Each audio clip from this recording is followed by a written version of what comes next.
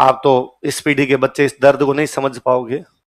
पहले गांव में घर वाले जब स्कूल में एडमिशन करवाने जाते थे ना, तो स्कूल वालों को कह के आते थे कि मार साहब आपको खुली छूट है, जो करना वो करना। और भाई साहब मास्टर जी इसका मतलब ये समझते थे कि वो एक जो डंडा जो पिछले 15 दिन से सरसों के तेल में भिगो के रखा गया है, उसका आज इस बच्चे पर प्रयोग करना है। क्या कूटते थे भाई साहब, भयंकर रियो मार मार के नीले कर दिया करते थे पीछे। दो प्रकार के मास्टर हुआ करते उन दिनों में, एक वो जो क्लास में कूट दिया करते, वो बड़े बुरे लगते। एक बहुत अच्छे मास्टर होते जो ऑफिस में ले जाके कूटते, मारते बुरा थे वो ना, बहुत बुरा मारते थे, पर वो भले थे कि किसी के सामने ह्यूमिलेट करना। वहां ले जाके ऑफिस में तो वैसे था कि 2 आदमी टांग पकड़ेंगे, 2 हाथ पकड़ेंगे, फिर लाठीचार्ज किया जाएगा आपके ऊपर। पर वो अच्छे थे, कूट काट के पूरी तरीके से।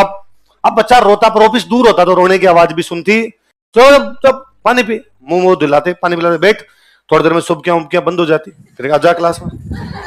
अब क्लास में आता तो दोस्तन पूछते, पर बंदा इतना यूं पक्का होता था बंदा।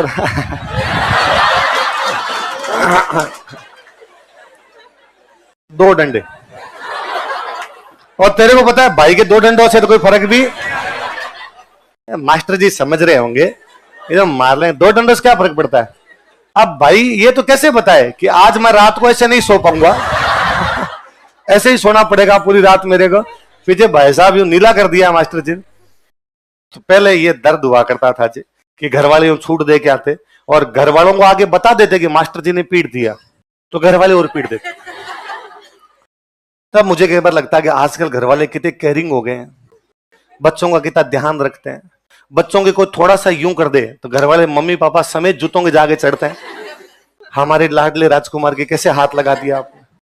और मुझे इससे भी बड़ा जोरदार तो ये लगता है कि घर वाले बच्चों की इज्जत देते हैं। मतलब घर वाले बच्चों को कहते हैं आप इधर आओ। मैंने कई बार बताया कि मेरे को यदि मेरे पापा कभी ये कह दे आप इधर आओ, मैं हार्ट अटैक से मर जाऊं। मुझे लगे आप तो मेरे पापा नहीं हो, आप में कोई ड्यूअल पर्सनालिटी आ गई है और या गड़बड़ हुई है कुछ ना कुछ, तो डॉक्टर के पास दिखाते हैं आपको। ऐसे कैसे कह सकते हो आप। आजकल यहाँ घर वाले आप इधर आइए, जैसे ही पापा आते हैं बच्चा जाके झूल जाता है, डैडी आ गए, डैडी आ गए। अपने भाई साहब ये तो था ही नहीं, पापा अंदर, अपने बात। अपने अंदर तो एक म्यान में 2 तलवारें, या तो पापा रहेंगे घर के अंदर या अपने रहेंगे। तब मैं आजकल देखता हूँ कि आजकल यार घर वाले कितना ध्यान रखते हैं ज्यादा। इसलिए जब बच्चों का इतना ध्यान रखना शुरू किया, इसलिए बच्चे की थोड़ी सी भी टेंशन आती है वो घबरा जाता है। वरना पहले कभी फील ही नहीं होता था कि कोई दिक्कत है। छोटी मोटी दिक्कतों को बंदा कुछ समझता ही नहीं था, क्योंकि उसने ऐसी कई दिक्कतों का सामना किया होता था।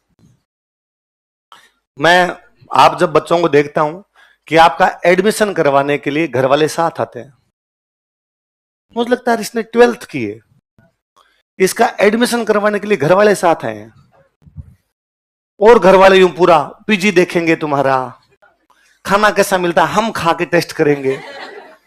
खाने दो रे, मरेगा तो है नहीं, कैसे भी मत चिंता करो, अपने आप रह जाएगा। पर घर वालों ने इतना ज्यादा ध्यान रखना शुरू कर दिया। और वो बच्चे जिनके मम्मी और पापा दोनों एडमिशन करवा के गए, पीजी देख के गए, महंगे से महंगा पीजी करा गए, वो 10 दिन बाद में आकर था मेरा मन नहीं लगता और मेरे ये भी दिक्कत आ रही है, ये भी दिक्कत आ रही है। वरना पहले घर वालों का एक काम था कि पैसे ले, तू जाने तेरा काम, जा सिमरन, हमारा तेरे से कोई लेना देना।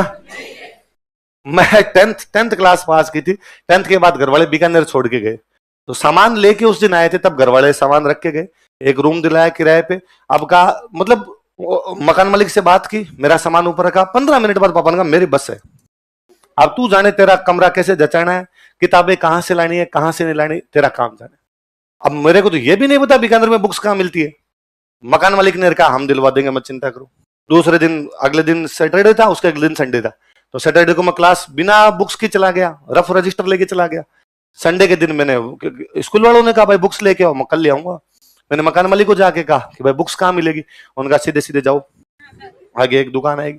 अब शहर में सीधा सीधा भी खत्म नहीं हो रहा ना गांव में हमारे खत्म हो जाता दूर दूर जाके। अब मैं सीधा सीधा जा रहा हूँ, पूछता किसी दुकान कहाँ है, दुकान कहाँ। वो जुलाई में सेशन चलते, तो गर्मी पड़े, बीकानेर में वैसे ही गर्मी पड़े भयंकर वाली, तो भयंकर वाली गर्मी मैं पसीना पसीन हुआ।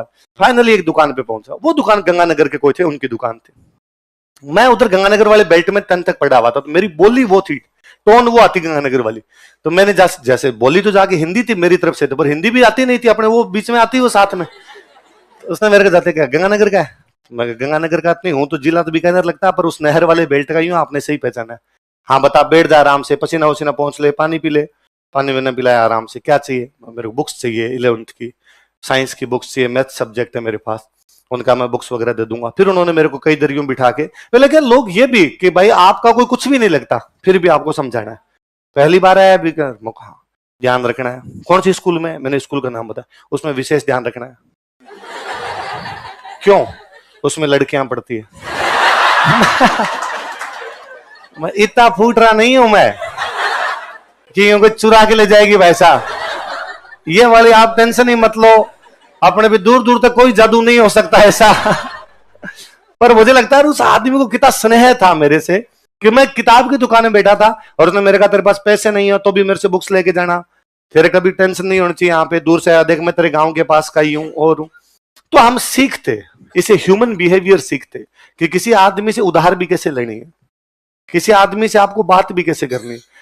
स्टूडेंट को यहाँ पे एक दिन रुपए समाप्त हो जाए, उस दिन उसके ऑनलाइन नहीं आए तो उसके यूं लगता है कि मेरे पास पैसे नहीं है। यहाँ घर वाले 1 तारीख को रुपए भेजते, 10 तक तो समाप्त हो जाते थे, अगले 20 दिन तक उधार भी चलाए हुए हैं। और अड़ोस पड़ोस के सारे दुकान वाले जानते थे कि उधार देनी है, और अपने जितने रुपए आए आते सबसे पहले दुकान वालों का रख लो रे, बाद में खत्म हो जाएंगे और तुम दे दो, बाद में मैं उधार देते रहना। हम सीखते हैं किससे कैसे बात करनी है, किससे कैसे बिहेव करना है, किन परिस्थितियों के अंदर कैसे रहना है। इसलिए बच्चों के साथ में इतना लाड प्यार भी कभी नहीं करना कि बच्चे को छोटी सी भी घटना दुखदाई लगे। मैं कई बार सोचता हूं टाबर सुसाइड के बारे में सोच भी कैसे सकता है, वो राजस्थान का टाबर तो कैसे ही सोच सके। हम उन अलग परिस्थितियों के अंदर रहे हुए लोग हैं, हमारे मन में भी ये बात कैसे आ सकती है। एक टेस्ट में नंबर कम आने पे बच्चे कहते हैं डिप्रेशन में। अरे क्लास में टेस्ट हुआ था, इतना तो कभी लोड ही नहीं लिया यार। एग्जाम में फेल हो गए तो भी सोचते थे अगला देंगे, अगले में पास कर लेंगे, उसमें फेल हुआ अगला देंगे, उसमें पास कर लेंगे। तो क्लास टेस्ट में फेल हुआ है, इसका एक बड़ा कारण है घर वालों का ज्यादा केयर करना। इसलिए आपके घर में यदि छोटे बच्चे हो तो उनको थोड़ा थोड़ा समय समय पर,